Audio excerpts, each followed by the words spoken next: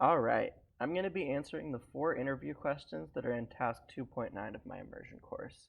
These questions deal with my research portion of the design process and generally ask about how I approach certain things from beginning to end. So let's dive right in. The first question is, what questions do I need answered before I start designing an experience?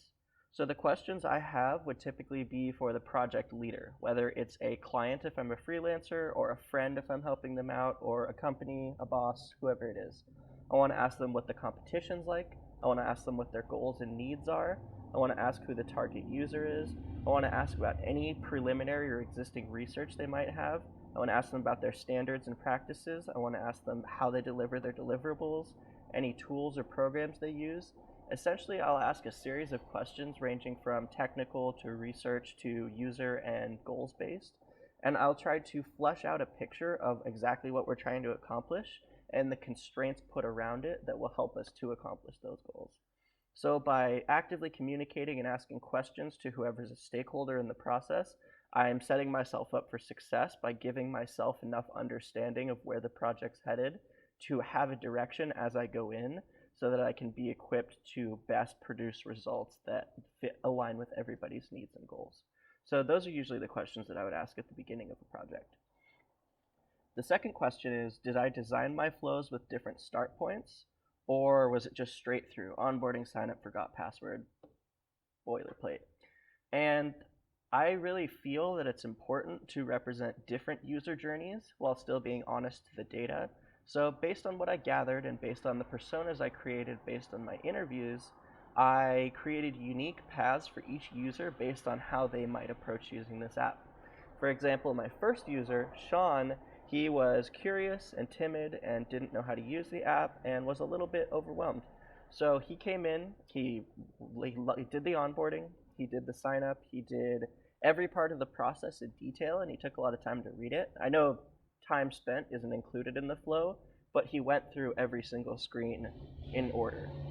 My next user, Mia, they actually didn't have a lot of time, so they breezed through it. They skipped the onboarding, they skipped everything, they went right through and basically headed straight for an objective.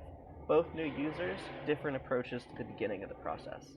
Now, Kate, my third user, she was a crisis user. So she's someone who's experiencing distress. She's also a returning user, so luckily she set up touch authentication. So as someone who doesn't have a lot of time or emotional energy to log in, she just puts her thumb down, she's in, and she heads straight for that crisis resource. So in that way, each one of my flows diverged because each user has a different set of priorities and a different set of needs that's going to guide how they interact with the app. The third question, can I describe a time when the requirements changed in the middle of a project and how I handled it? Absolutely. It happened in this project. I really was interested in creating something that was useful, so before I started my project, I did research to determine a topic, and I talked to lots of people about what they need.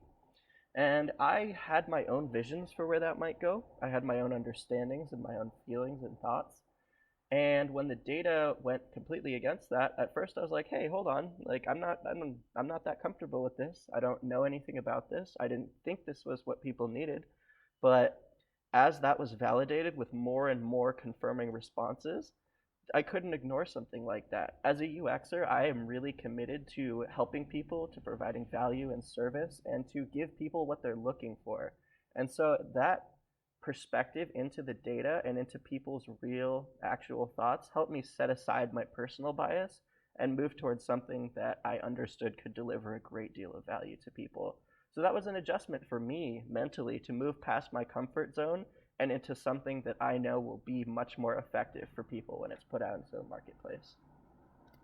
The final question, what are some of the design tools in my tool belt, and in what situations do I use one tool or method over another?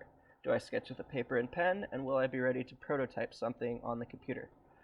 So I'm still a student. I don't know everything about UX design. I don't know all the software, but I do use XD and I do use Figma. I use XD for my daily deliverables, my tasks, my creating small, easy, clean things that I can submit quickly because I find the interface very intuitive.